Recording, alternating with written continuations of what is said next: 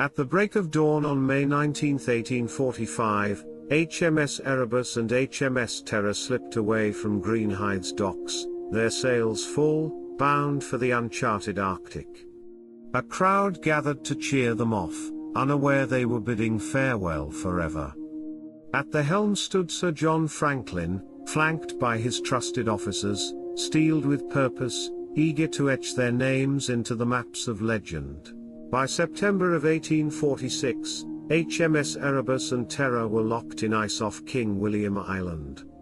The sea, once their path to glory, had turned to a prison of silence and frost. Temperatures plummeted. Supplies ran low.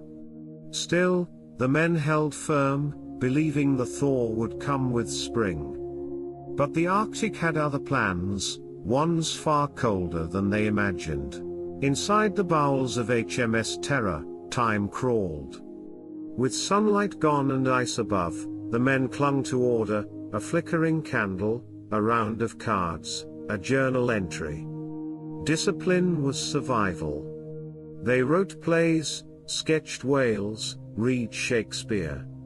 Yet behind the camaraderie, a silent dread grew. They were frozen in a white world that had no intention of letting them go.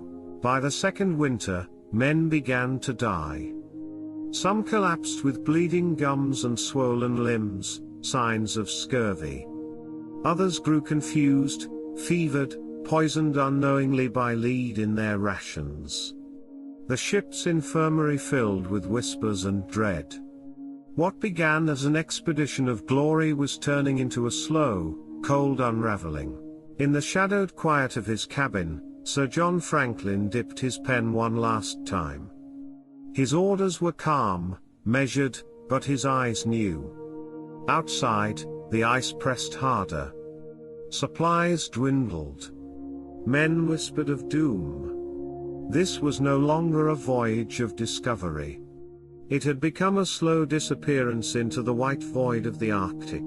3 years into the ice, with Sir John Franklin dead and hope fading, Captain Francis Crozier gave the order, abandon ship.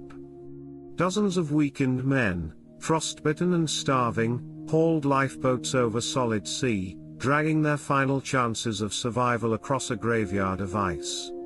Behind them, HMS Terror stood silent. A monument to ambition and doom. The march south became a death spiral.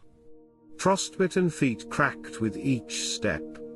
Men collapsed mid-sentence, never to rise again. Food ran out. Silence stretched longer. The boats were now coffins on sleds. They were no longer explorers, just ghosts in the making, staggering across a frozen grave. Years later, searchers would find a lone boat, strapped to a sled, abandoned on the ice. Inside were 2 skeletons, still clothed, surrounded by silverware, books, and sorrow. Who pulled it? Who placed the bodies? No one knows. It was not a vessel of salvation, it was a funeral barge frozen in time. In the end, the cold wasn't their only enemy. Forensic studies revealed bones, cracked open, scraped for marrow. The men of the Franklin expedition, once bound by order and empire, were forced into the unthinkable. Not all died as sailors. Some died as survivors, doing what they must to face one more day. Eventually, even the final footsteps disappeared into the white. No last letters. No markers. Just silence, and the snow. A lone boot. A scarf. A waterlogged Bible. The Arctic had erased them not with violence, but with stillness. The greatest mystery of Victorian exploration vanished beneath a quiet sky. A year passed. Then 2. No ships. No word. England carried on, but Lady Jane Franklin would not.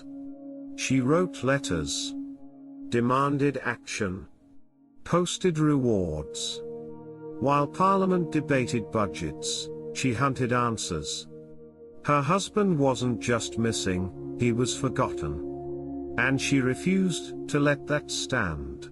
The Arctic swarmed with searchers. Dozens of ships, desperate to bring the lost men home. Some turned back frostbitten and broken. Others vanished chasing shadows. They found graves, notes, bones, but never the men. Still, they kept going, not just for Franklin, but for pride, empire, and answers. Long before bones were found, the Inuit already knew. They spoke of strange men walking the ice, of broken ships and starving voices. They shared stories, drew maps, offered truths, but few listened. It would take over a century before archaeologists proved what the Inuit had known all along. Tucked inside a stone cairn, searchers found it, the only official message ever recovered. At first, routine updates.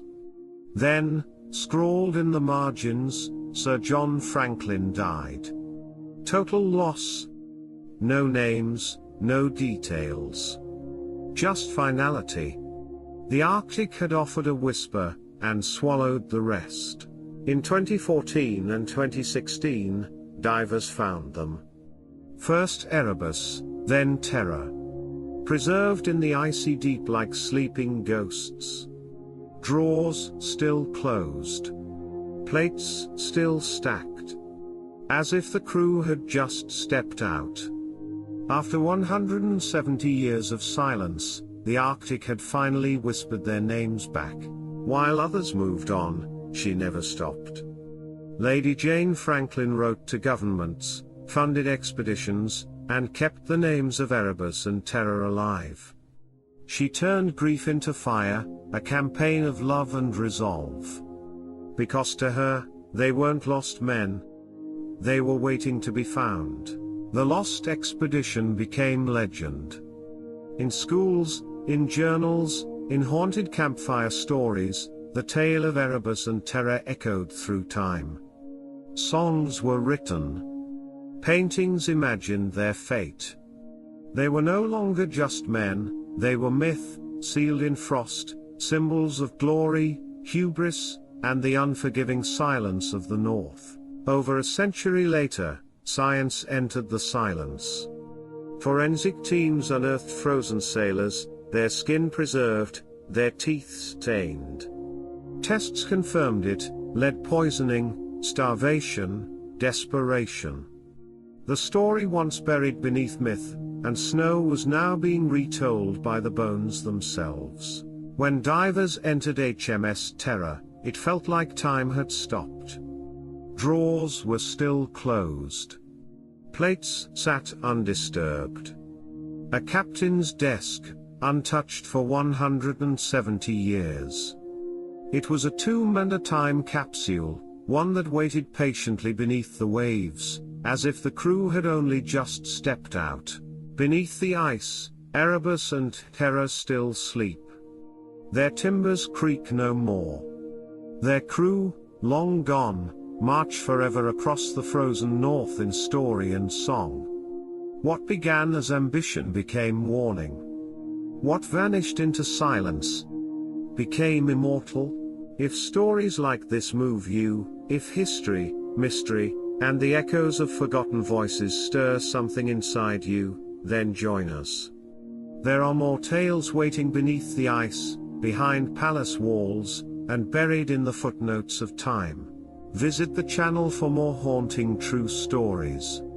And if you felt the cold, the courage, or the silence of this journey, like, share, and subscribe. Your support keeps these voices alive.